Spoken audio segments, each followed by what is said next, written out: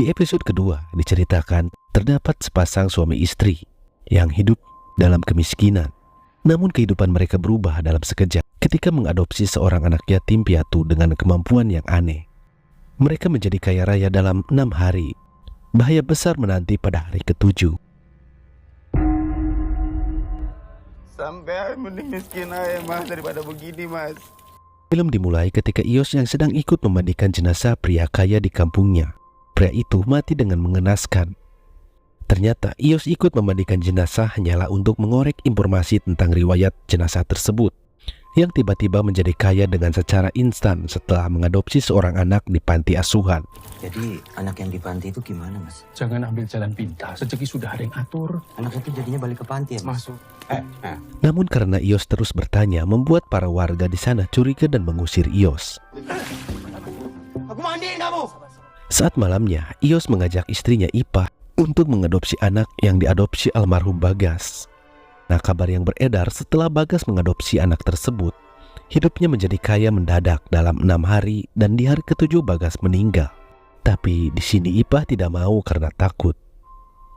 Tapi Ios terus meyakinkan Ipah dan berencana setelah kaya di hari terakhir Ios akan membunuh anak itu agar mereka bisa tetap hidup. Ipah tetap bersyukur dengan kehidupannya sekarang. Lagian Ipah menikah dengan Ios bukan karena harta, melainkan karena cinta. Walaupun makan dengan garam, Ipah pun tetap bahagia daripada mereka harus mengalami nasib seperti Bagas. Aku tahu kalian ada di dalam. Kalian itu punya utang sewa sudah 3 bulan. Tiba-tiba mereka didatangi pria berpakaian preman dan mengancam mereka untuk segera melunasi hutangnya. Kalau ndak lunas, bukan air yang kusiram. Jika mereka tidak melunasi hutangnya dalam 3 hari, rumah mereka pun akan dibakar. Ipah pun ketakutan dan tidak ingin mati sia-sia. Mati bang, nggak mau abang mati. Mau adopsi anak? Mau adopsi anak yang diadopsi Mas Bagas kemarin, yang baru meninggal bu. Karena jawaban dari masalah kalian itu nggak ada di sini. Tapi bu, Karena keadaan kepepet, mereka pun memberanikan diri untuk mengadopsi anak yang bisa membuat kaya tersebut. abang pernah lihat anaknya? Si serem, anak setan. Akhirnya, anak itu pun datang. Terlihat anak itu mempunyai 4 jari, dan pengurus panti itu mengenalkannya. Anak itu bernama Sapin. Pengurus panti tahu dengan niat mereka yang menginginkan sesuatu dari anak tersebut. Jika mereka menginginkan sesuatu, mereka harus memberikan sesuatu kepada anak tersebut dan menyayangi anak tersebut. Sapin, ini enak loh. Hari pertama terlihat Ipah memberikan jajan kepada Sapin, namun Sapin terlihat tidak suka dan malah memandang ke sebuah restoran, mengisyaratkan bahwa Sapin ingin makan enak. Dengan keadaan yang miskin, mereka tidak bisa membawa makan Sapin ke restoran yang mewah. Sapin pun akhirnya dibawa ke gubuk mereka. Ipah berusaha membuat Sapin senang dan bercerita bahwa masakan Ipah sangatlah enak. Gulai ayam bisa, pepes bandengnya Tante Ipa tuh enak loh. Enak Pin, pepes bandengnya. Namun karena tidak ada apapun di rumahnya, akhirnya Sapin pun hanya diberi telur dadar. Terlihat Sapin menikmatinya. Malamnya, Ios terlihat tidak yakin dengan hal ini, namun Ipah terus menyemangati Ios untuk terus bersabar. Kapan kita terakhir kali makan enak?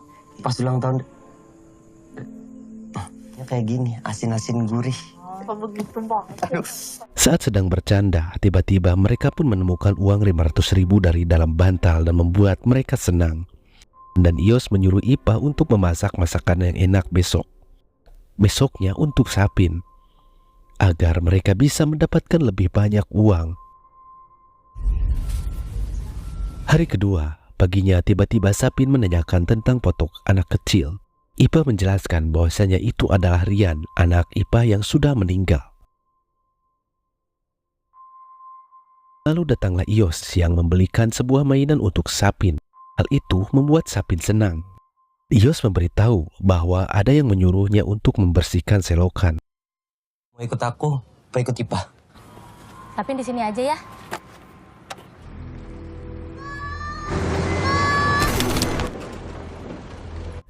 Saat sedang asik memulung, Ipah pun mendengar teriakan Rian, anaknya yang sudah meninggal. Lalu Ipah panik melihat Sapin yang tidak ada dan melihat sebuah truk hampir menabrak Sapin. Untungnya Ipah menyelamatkan Sapin. Maafin aku ya, Bu. Aku nggak boleh panggil ibu ya. Maafin ibu. Di kejadian ini, Ipah pun mulai ada rasa dan menyayangi Sapin seperti anaknya sendiri. Timbun sampah longsor. Lamir yang tinggal deket kali. Saat dalam gubuk, Sapin diberikan masakan yang enak. Sapin pun senang dan ingin menghabiskan semuanya asalkan tidak ada kacang. Karena Sapin alergi dengan kacang. Lalu mereka pun makan bersama dan menikmatinya. Bu, tambahin kuahnya dong. Kamu seharian ngapain aja? Ios mempertanyakan tentang Sapin yang mulai memanggil ibu kepada Ipah. Ios mengingatkan bahwa di sini mereka hanya pura-pura dan tidak boleh menyayangi Sapin. Ipah yang sebenarnya mulai menyayangi Sapin, ia pun berbohong. Ya masa Ipah sayang sama anak setan, Bah? Mereka pun memeriksanya. Ternyata itu adalah emas dan perhiasan. Di hari ketiga, sorenya Ios dan Sapin sedang menjual emas yang ditemukannya semalam. Saat sedang pulang, mereka pun dicegat oleh penagih hutang. Dengan santainya, Ios pun melunasi hutang-hutangnya, bahkan memberikan uang lebih kepada penagih hutang untuk membeli rokok. Sedang minum, ia kembali menemukan perhiasan.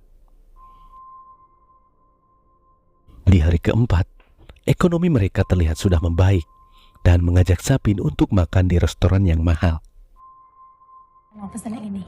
Itu harganya 300.000, Bu. Istri saya bisa baca kok, Mas. Meski sempat dipandang rendah oleh pelayan, di sana mereka pun tetap makan dan memesan makanan yang terenak di sana. Keselak lobster kayaknya. Namun tiba-tiba Sapin pun pingsan karena dia alergi dengan kacang. Sering ya Mas kayak gini? Emang gak mampu bayar, makan di warteg aja. Udah, nih, tuh. Mereka tuh membawa Sapin ke rumah sakit. Di sini Ipah terlihat sangat khawatir dengan keadaan Sapin. Ios menyadarkan Ipah untuk tidak beneran sayang kepada Sapin karena itu akan membahayakan mereka. Sadar, Pak. Kamu udah ngebayain kita. Gara-gara Sapin sakit, sisa uang Ios pun hanya tersisa 50.000. Saat di gubuk, Ios pun menunggu uang dan emas seperti biasanya. Namun uang dan emas itu tidak ada. Di hari kelima, terlihat air hujan membasahi gubuknya mereka. Ios mengajak Sapin untuk pergi ke pasar malam karena di sana banyak sekali makanan dan mainan. Ios menegur Ipah. Karena di hari kelima mereka pun tidak mendapatkan apa-apa. Dan mereka harus segera menyenangkan hati Sapin. Tetapi Ipah bingung untuk makan saja mereka tidak bisa. Dan menyuruh Ios untuk tidak membunuh Sapin. Tapi Ios tetap dengan keyakinannya. Di hari ketujuh mereka pasti akan mati. Cuma itu satu-satunya jalan agar mereka bisa hidup. Ios pun kehabisan kesabaran dan memarahi Sapin sampai memukulnya.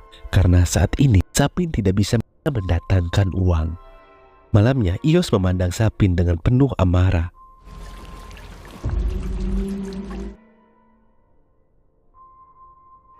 Terlihat Sapin yang sedang bermain dan pergi keluar sementara Ios dan Ipah terlihat tidur. Saat terbangun, Sapin terlihat sedang bermain di pinggir gunungan sampah dan hal yang tadi inginkan pun terjadi.